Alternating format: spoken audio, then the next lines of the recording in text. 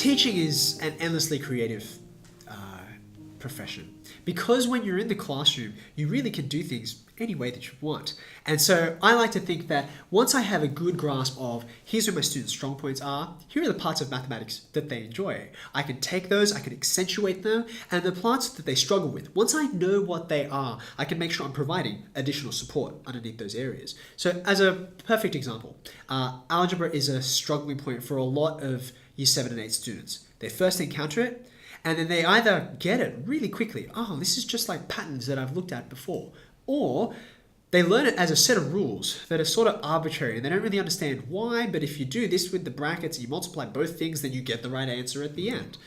So if I understand quickly, all right, students are struggling with this, then I'll adapt the way that I explain things as I move forward. One of the things that I love doing is demonstrating that every algebraic expression can be represented with a picture. It doesn't matter how complicated it is. Obviously, it can start to get a bit tricky. Yeah. But this goes all the way back to when the ancient Greeks were doing a lot of their work with numbers.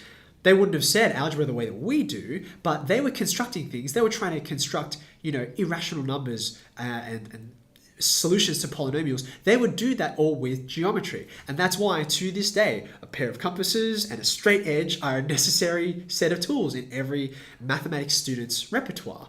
We get this connection between numbers and geometry from them. And even though now we sort of left that behind in many ways, one of the reasons why it's so useful is that if you can say to a student, okay, A plus B, put them in brackets, two different numbers, any numbers you like, square that. A plus B all squared. The number of students who will say that's A squared plus B squared, because there's two things and you square them, is countless. However, it is so simple to overcome that misconception by saying, okay, you talked about something that was squared. Let's draw a square. Let's make that A plus B. It's a square, so let's make this A plus B. What emerges? There's the A squared, there's the B squared, but there's these extra things. There's these ABs, there's two of them that are there which escaped your attention before.